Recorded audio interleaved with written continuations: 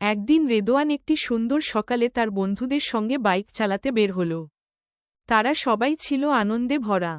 হেসে খেলে একসাথে রাস্তায় ছুটছিল। রেদোয়ান ছিল সাহসী ও উচ্ছল, কিন্তু মাঝে মাঝে একটু অবিবেচক। তার বন্ধুরা তাকে সতর্ক করেছিল, সাবধান রেদোয়ান, দ্রুত বাইক চালানো ঠিক নয়।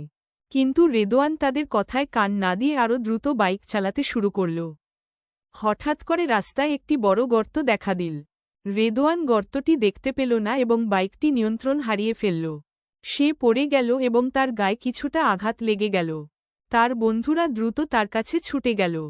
তারা দেখতে পেল রেদোয়ান খুবই ভয় পেয়েছে এবং তার হাতের কনুইয়ে রক্ত ঝরছে।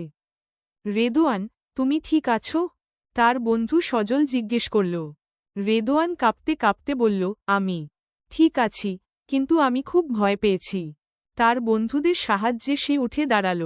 তারা সবাই মিলে রেদোয়ানের আঘাতগুলো পরিষ্কার করল এবং তাকে শান্ত করতে লাগল। দেখো রেদোয়ান, বলল মাহি, আমরা সবাই তোমার জন্য চিন্তিত। বাইক চালানো মজার, কিন্তু নিরাপত্তা আগে। রেদোয়ান মাথা নেড়ে সম্মতি জানাল।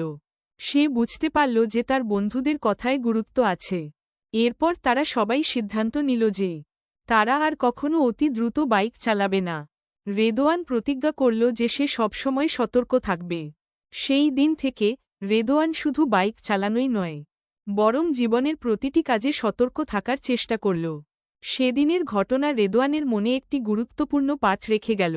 সে শিখল যে সাহসী হতে হয়, কিন্তু সেই সঙ্গে সচেতনও হতে হয়।